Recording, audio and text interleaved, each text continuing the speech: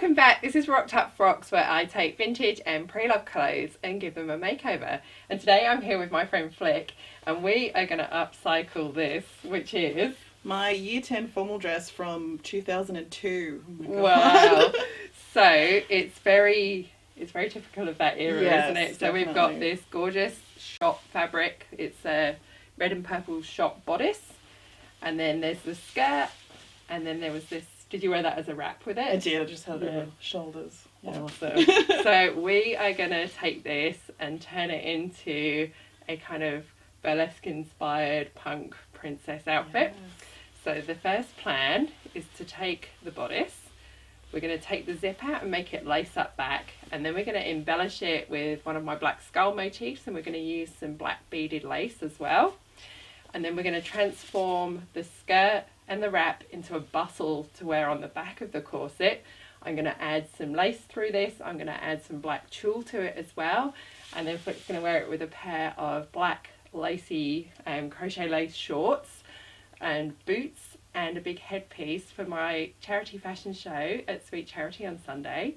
And I will film again there to show you the finished result. Can't wait. Show you the transformation. First thing I'm going to do is unpick the zip from the back of the corset, because we're going to be turning it into a lace-up back.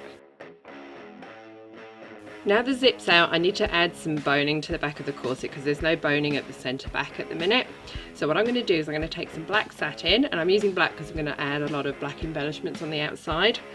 And I've folded it in half, I've pressed the end of it back, and now I'm going to stitch down this side and along the end, and then I'll stitch that into the inside of the corset to make the bone casings. This is how my casings look once they're sewn. So this end is folded back on itself, I've stitched along the side and along the end. Now I'm going to turn them in the right way and press them. Next I'm going to stitch these satin casings onto the inside of the corset, and I'm going to leave the open end at the bottom so I can insert the boning in once they're stitched in.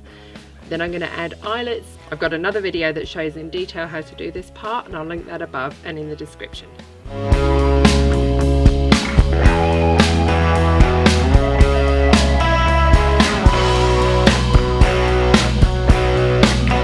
The eyelets are all in and I've laced it up. I then got Flick to try it on. While it was on her, I pinned on this skull to make sure it was sitting where we wanted it to sit, and I've hand sewn that into place.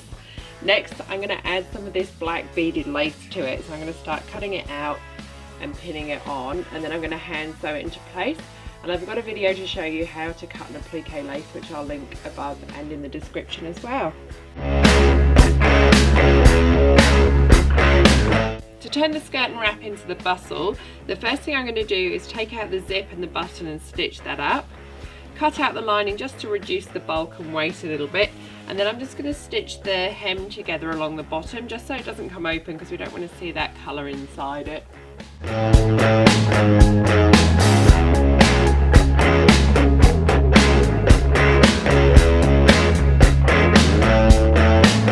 I've stitched the waistband together along the top, and next I'm going to take Flick's wrap, which I'm going to use to form part of the bustle.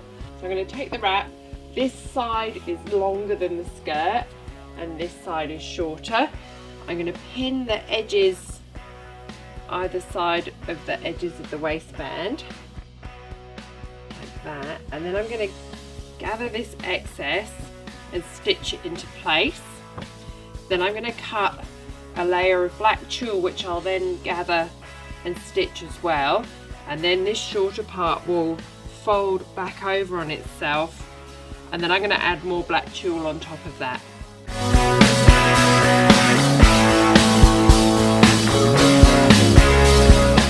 Now that's gathered, I'm going to stitch it into place. Next I've got some tulle which is extra wide, so this is about 120 inches wide, or about 3 meters wide. I've cut a piece that is about 30 inches long, and I'm going to gather the full 3 meter width of this on top of the bit of gathering of the organza that we just did. Now I'm going to stitch these gathers into place along the same stitching line as I did with the organza.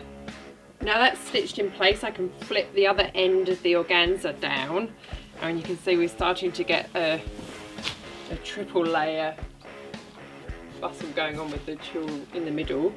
Next I'm going to gather 3 more layers of tulle along the top of the waistband here.